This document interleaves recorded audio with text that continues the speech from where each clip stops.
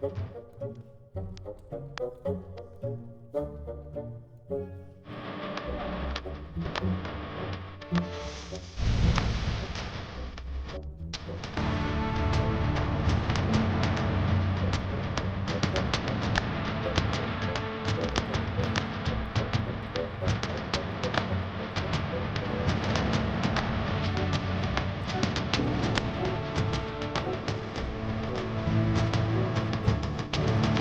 दोपहर में महाराज जी छत्तीसगढ़ की भिलाई नगरी में पहुंच जाएंगे और कल दोपहर 2 बजे के बाद उनकी यहाँ पर हनुमान कथा प्रारंभ हो जाएगी, जिसके लिए तैयारियां पूर्ण कर ली गई। टेंट लगा लिया गया, साउंड लग गए हैं, एलईडी लग गई है।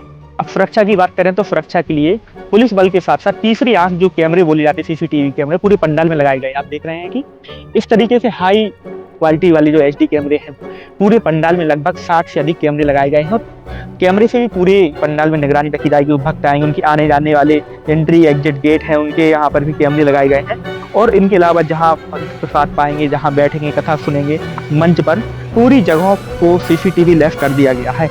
तो आप देख रहे हैं कि जगह जगह गैलरी भक्तों के आने जाने की व्यवस्था, वो जहाँ से उनकी रास्ता बनी हुई है या फिर बैठने की व्यवस्था, सब जगह सीसीटीवी लगाए गए हैं। साउंड भी लग के तैयार हो गया, एलईडी भी लग गई है, पूरा सेटअप तैयार हो गया, पूरा पंडाल तैयार हो गया। सब इंतजार महाराज जी का है जो कल दोपहर छत्तीसगढ़ की धरती पर 2 बजे के आसपास पहुंच जाएंगे।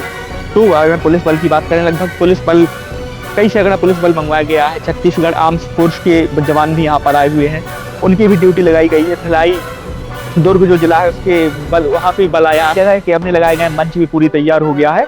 और इन जो पुलिस बल आया हुआ है और पुलिस बल की जो सुरक्षा के लिए बल लगाए गए, लगभग 8 सेक्टरों में इनकी ड्यूटी लगाई गई है। अलग अलग सेक्टर बनाए गए जिसमें पंडाल, मंच, गैलरी, दोनों पंडाल, दाएं बाएं वाले मंच के पीछे वाला area, VIP gate, VVIP gate सहित लगभग 8 सेक्टरों में, जहां तक जानकारी लगी हुई 8 सेक्टरों में पूरे पुलिस बल की ड्यूटी लगाई गई है। उसके जो प्रभारी बताए जा रहे हैं एडिशनल एसपी यहाँ के हैं जो बनाए गए हैं। उसके अलावा स्वास्थ्य विभाग की टीम की ड्यूटी लगाई गई, फायर ब्रिगेड की टीम की ड्यूटी लगाई गई है।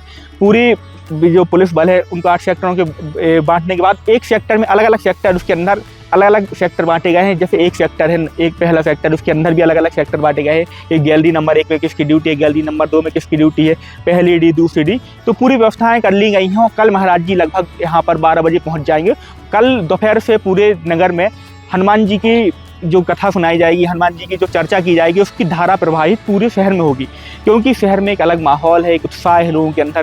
पहली बार महाराज जी इस नगर में आ रहे हैं। आसपास के कई जिलों में उन्होंने कथा की है, लगभग 4थी कथा यह है, लेकिन इस शहरवासियों का एक अलग उत्साह, उमंग है। कल हमने जब महिलाओं से बात की, जब पुरुषों से बात की, तो उनके अंदर का उत्साह अलग दिख रहा था कि पिछले 1 महीने से इसी कथा की तैयारियों में लगे हुए थे। जो उनका इंतजार था वो कल पूर्ण होने वाला। कल से 5 दिनों तक पूरे नगर में राममय होने वाला, पूरे राम नाम के झंडे लग गए हैं, फ्लैक्स लग गए हैं। तो स्वागत की भी जोरों से तैयारी कर ली है। आप ये देख रहे हैं पीछे जो मंच है, मंच तैयार हो गया है। जो फूल हैं, कई क्विंटल फूल महाराज जी के स्वागत के लिए मंच पर लगाए जाएंगे, कई क्विंटल फूलों से वर्षा होगी।